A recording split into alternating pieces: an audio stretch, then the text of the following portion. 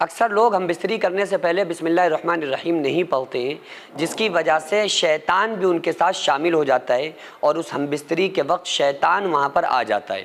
تو اسی وجہ سے 1400 سال پہلے رسول اللہ صلی اللہ علیہ وآلہ وسلم نے ہمیں تمام آداب اور دعائیں اور مسنون طریقے ہمیں سکھلا دیے ہیں، جس سے ہم شیطان کے شر سے بچ سکتے ہیں۔ ورنہ کیا ہوتا ہے کہ اگر کوئی انسان ان طریقوں کو فالو نہیں کرتا ہے اور جو خصوصی طور پہ ہسبینڈ وائف کا جو ریلیشن رہتا ہے ہم بستری کے وقت، اس ٹائم اگر کوئی انسان کچھ غلطیاں کرتا ہے تو اس کا بھگتان پھر اولاد کو بھی بھگتنا پڑتا ہے۔ بعض مرتبہ وہ اثرات جو ہسبینڈ اور وائف نے ہم بستری کے وقت کیے ہوتے ہیں، ان غلطیوں کی وجہ سے اس کا جو خمیازہ اس کی اولادیں بھی پھر بھگتتی ہیں۔ اس کی وجہ کیا ہوتی ہے کہ ہم رسول اللہ صلی اللہ علیہ وآلہ وسلم کی شریعت سے بے تعلق ہیں۔ اور بعض لوگ تو کمال کر دیتے ہیں، حد کرتے ہیں، وہ یہ کہتے ہیں کہ بھائی یہ دین اسلام کی باتیں علماء کو کرنا چاہیے، یہ کون سی باتیں کر رہے ہیں؟ میرے بھائی یہی دین اسلام کی، یہ بھی دین اسلام کی ہی باتیں ہیں۔ اچھا یہ طریقے آپ پھر کہاں سے سیکھ کے آئیں گے؟ انسان کی زندگی میں، ہر انسان کی شادی شدہ لائف میں یہ کمپلسری ہے کہ وہ ہسبینڈ وائف کا ملنا۔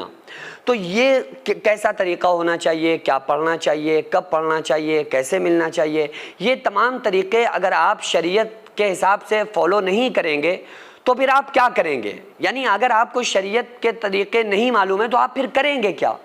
ظاہر ہے پھر آپ وہی کریں گے جو آپ کو سمجھ میں آ رہا ہے، بس جو آپ کو اچھا لگ رہا ہے۔ پھر وہی غلطیاں بن جاتی ہیں، پھر وہی ایسی مسٹیکس ہوتی ہیں کہ جس کا خمیازہ پھر اولاد کو بھگتنا پڑتا ہے۔ اس لیے صحیح بخاری صحیح مسلم کے اندر حدیث موجود ہے، آقا علیہ الصلوۃ والسلام نے ارشاد فرمایا کہ ہم بستری کرنے سے پہلے ایک دعا پڑھنا چاہیے جو خود رسول اللہ صلی اللہ علیہ وآلہ وسلم نے امت کو سکھلائی ہے۔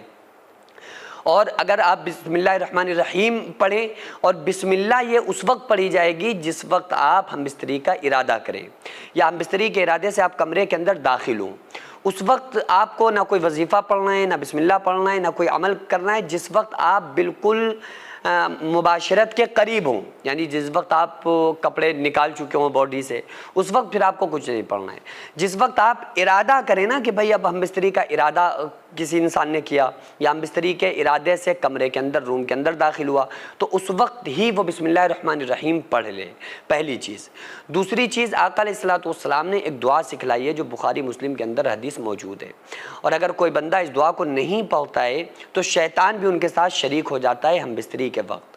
تو اس وقت یہ دعا پڑھنا چاہیے۔ وہ دعا کیا ہے؟ بسم اللہ الرحمن الرحیم، اللہم جنبنا الشیطان وجنبنی الشیطان ما رزقتنا۔ اس کا ترجمہ ہے کہ اے اللہ ہمیں بھی شیطان کے شر سے بچا، اور ہمارے آنے والی نسل کو، بچوں کو، اولاد کو بھی شیطان سے بچا، اور تو اپنی حفاظت میں رکھ، اور ہمیں رزق عطا فرما۔ تو یہ دعا ہم بستری کرنے سے پہلے پڑھنا چاہیے، اور یاد رکھیں کہ اس وقت جب آپ ہم بستری کا ارادہ کریں اس ٹائم اس دعا کو آپ پڑھیں، اور یہ دعا ہر مسلمان کو یاد ہونا چاہیے، کیونکہ اس وقت کی جو غلطیاں ہم لوگ کرتے ہیں کہ جو مباشرت کے ٹائم، بیوی سے ملنے کے ٹائم، تو ظاہر سی بات ہے نا کہ پھر اس سے اولاد پیدا ہوتی ہے، اللہ تعالیٰ اولاد عطا کرتا ہے، تو پھر وہ اثرات بچوں کے اندر بعض مرتبہ نمایاں ہوتے ہیں۔ تو اس لیے جب آپ اللہ سے پہلے ہی دعا کر لیں گے، اور پہلے دعا کریں گے کہ اللہ جو اگر تو اس سے ہمیں اولاد عطا کرے تو اس اولاد کو شیطان کے شر سے محفوظ رکھنا، تو پھر اللہ تعالیٰ دعا کو قبول فرماتا ہے۔ جب تک اگر کسی کو یہ دعا یاد نہیں ہو پا رہی ہے تو کم سے کم اعوذ باللہ من الشیطان الرجیم وہ ضرور پڑھ لیا کرے۔ اس ٹائم اکثر لوگ مسجد اور مدرسوں کو توڑنا اور گرانا چاہتے ہیں، تو ایسے میں ہمارا فرض بنتا ہے کہ ہم اپنے مسجد اور مدرسوں کو قانونی طور پر مضبوط بنائیں۔ اس سے پہلے بھی میں عرض کر چکا ہوں کہ ایسے میں ہم ایک ایسا اسکول پلس مدرسہ بنانا چاہتے ہیں جس میں بچے اسکول کے ساتھ ساتھ دینی تعلیم، حفظ، عالم کا کورس اور قرآن پڑھنا سیکھ سکیں۔ اتنا بڑا کام اکیلے بالکل بھی ممکن نہیں ہے۔ اگر آپ چاہتے ہیں کہ آپ کا پیسہ صحیح جگہ پر لگے، اور آپ چاہتے ہیں کہ آپ کو اس کا ثواب قیامت تک ملتا رہے، تو پھر آپ ضرور اس مدرسے، اس اسکول میں تعاون کریں تاکہ قیامت تک اس کا ثواب آپ کو ملتا رہے۔ کیونکہ جب تک اسکول اور مدرسے میں لوگ پڑھتے رہیں گے، تعلیم حاصل کرتے رہیں گے، جب تک انشاءاللہ تعالیٰ اللہ تعالیٰ آپ کو ثواب عطا کرتا رہے گا۔ اگر آپ چاہیں تو اپنے مرحومین زمین کے نام سے ایصال ثواب کے طور پر بھی دے سکتے ہیں۔ تو اس کے لیے سب سے پہلے ایسی زمین کی ضرورت ہے جس میں ہم یہ پروجیکٹ تیار کر سکیں جو قانونی طور پر مضبوط مانا جائے۔ تو اس لیے آپ لوگ کوشش کریں کہ زیادہ سے زیادہ تعاون کریں اور بار بار تعاون کرتے رہیں تاکہ ہم اپنے اس نیک مقصد میں کامیاب ہو سکیں۔ یہ کوئی فراڈ نہیں ہے، دھوکہ نہیں ہے۔